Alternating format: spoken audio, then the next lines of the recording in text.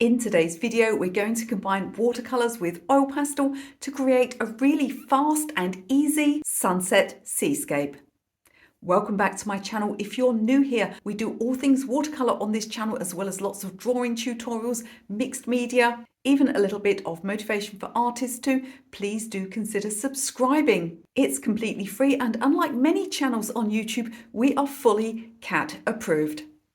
Using oil pastel as a resist for watercolor is one of my favorite techniques. It doesn't suit every single subject. It's really good for things with a lot of texture, quite simple subjects. Forgive me, I have a very annoying cat here. Say hello, Gimlet. Hello, hello. So we're going to get straight on with the subject. I'm going to try and persuade him to go to sleep. He's actually going to the vets later on just for some regular vaccinations and checkups. He doesn't know it. He doesn't know he's going to the vets, but he is. So let's get straight on and look at the subjects that might be suitable for this technique. Now, as we're going to find out in a minute, oil pastels don't apply particularly neatly. There are ways of getting precision with them, and we'll use some of those ways to get these straight edges here. But nevertheless, they're best suited to a simple, very textured subject, or to using in small areas on your watercolor painting. So I've got this sunset seascape here. Now I've got the camera nice and low so that you can see. So parts will be off camera at times, but I'll be sure to move things around so that you can always see what I'm doing. And I'll put up a picture of the finished piece at the end. So we've got this blue sky, we've got the sun here, we've got the waves and all of this beautiful sunlight reflecting. Look how yellow this area here is. And then at the front, we've got a nice area of textured beach. We're going to use minimal drawing for this particular picture because we don't need a lot of structure, just some basic outlines, but we're not going to use graphite pencil. That would likely show at the end. Let me show you what we're going to do instead. So I've got a couple of colours here I can use to do my under drawing. I can use this light grey here or this sandy colour here. I may use a combination of the two actually. These oil pastels are by Sennelier. Most of my pastels are actually by Talens, but I was missing one or two colours, including a white, so I ordered individual colours from a manufacturer so that I've got a full range again. What used to happen when I was teaching is people would accidentally walk off with them, and I've been without a white for ages. So let's look at our underdrawing. I want to get an idea of where the sun is. I'm going to put it slightly over to the left as it is in the photograph. I want to get the horizon line. I want to get this area here where the waves start breaking along the shore. I also want to get the edge of the water here and maybe one or two of the edges of these larger waves, and that's as much as I'll need to plot. The horizon in this picture is above halfway, but not by much. I'm going to take it up a bit because we've got so much interest down here. And yet, if we look at the sky, there's not much going on at all in the top part of the sky here. So I'm just going to bring that down a little bit to give a bit more room to the foreground.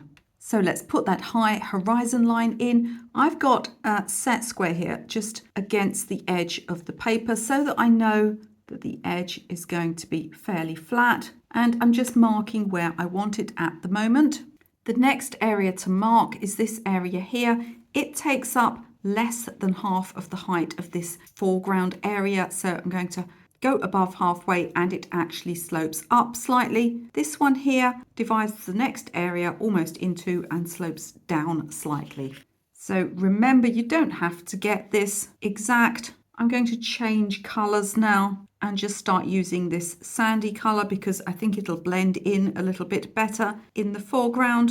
Now, though I haven't marked the sun in yet, I've got a slight dip in the waves here and it's going to be directly above that. You can see this effect here. And I'm just going to finish up by indicating where one or two waves are. That is as much drawing as I'm going to do before starting.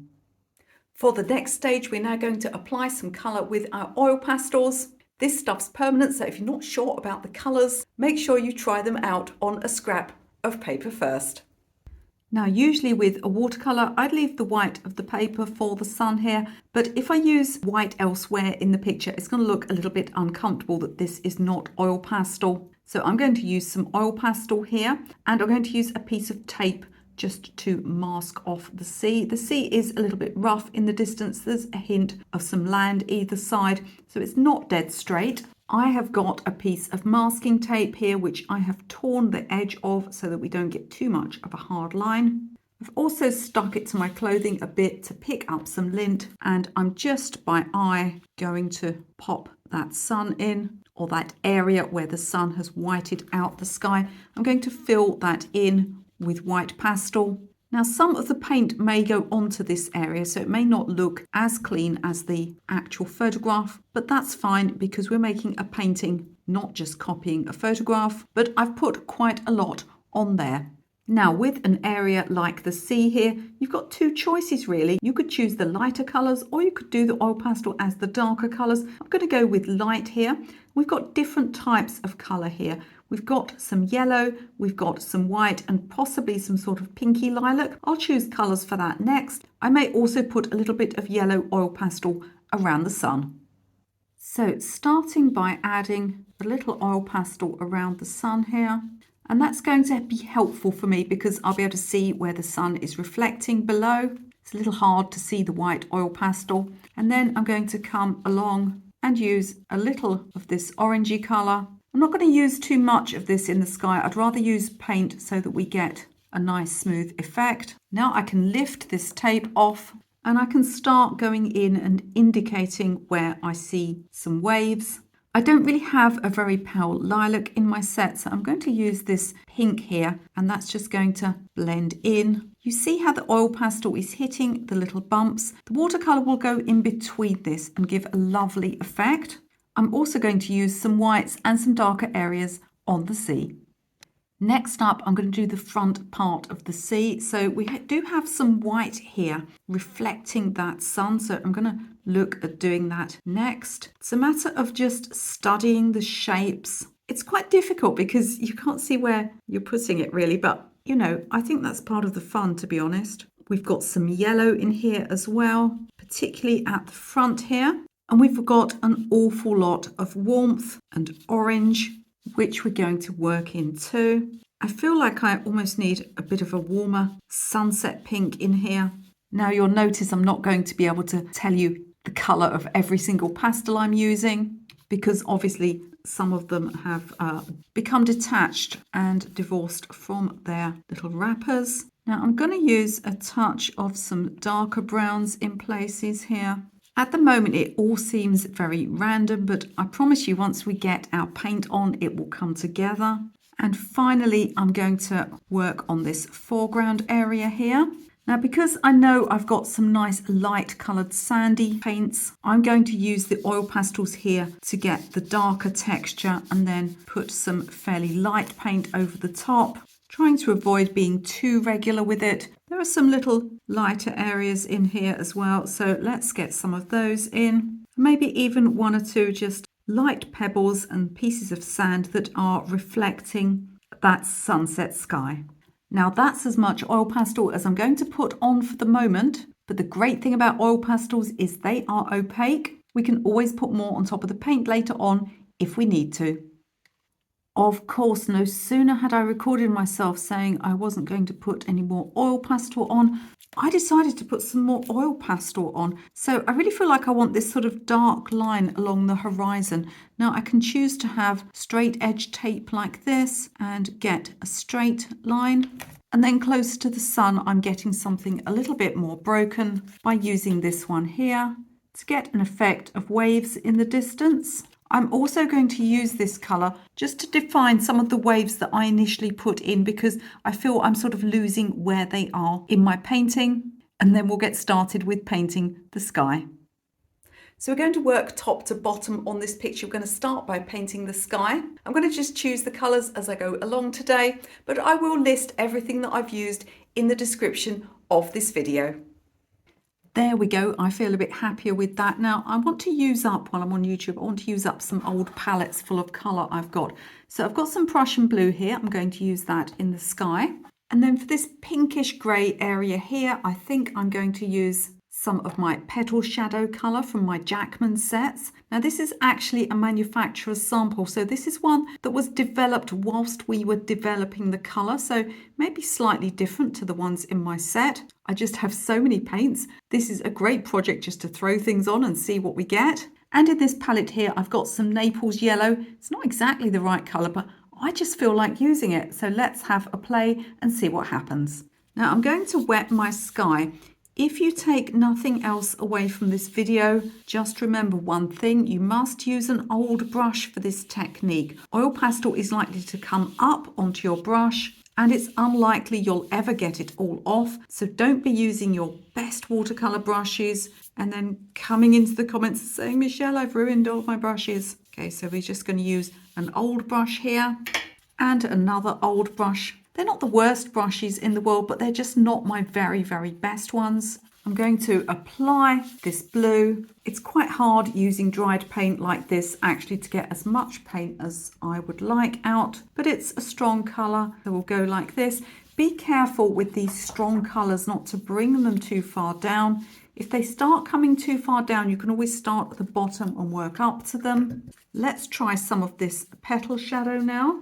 It's a soft grey lilac, and I'm trying to keep the colour fairly dry on my brush so I don't get drying lines. You can see some of them trying to start here already. So I'll dry my flat brush and we'll just use that to work the colour across. I'm going to actually put some more in like this. And just before it dries too much, let's put a little Naples yellow in. We're going to try and avoid overlapping these colours in the sky because that could lead to green. I'm actually feeling like this is not violet enough up here, so I've just grabbed a little bit of Cobalt violet. Look at the difference between water levels here. We're going to avoid getting a back run there by just evening out those water levels like so. And it's getting to the stage now where I just need to leave it alone. The next stage is, of course, to paint the sea. Let's start this top section of sea here. I'm just going to take sort of a base layer of my Petal shadow across. I feel like this paint is a little grayer than the one that we finally developed for my set. So when I'm developing paint colours, I work with the manufacturer. I send them mixes and samples, and then they try to match the sort of colour that I want. And we go backwards and forwards, sending swatches and pots of colour until we get everything correct.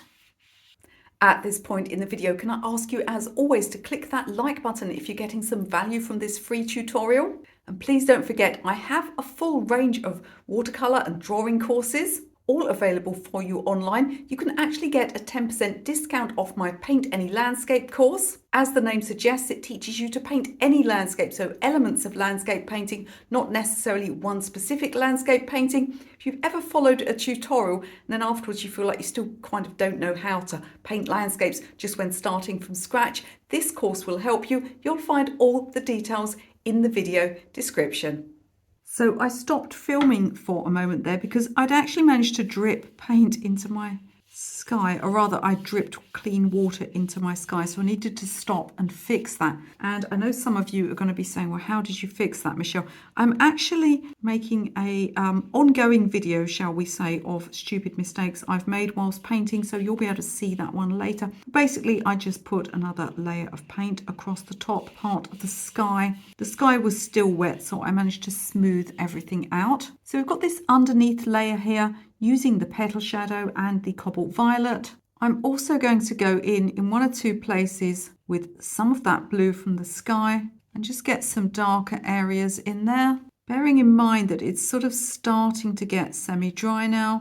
But if we get drying lines or back runs in the sea, it's not going to be anywhere near as fatal as getting them in the sky. I may make some adjustments to this area later on as well, but in the meantime, I'm just going to pop a few bits of dark in now, and then I'll let it dry and assess it later on. So let's do this front section of sea next. And this is really where it's overlapping the beach. Now I've got some wet sand here, again from my Jackmans paints, but I'm also going to combine it with some of this warm oxide red.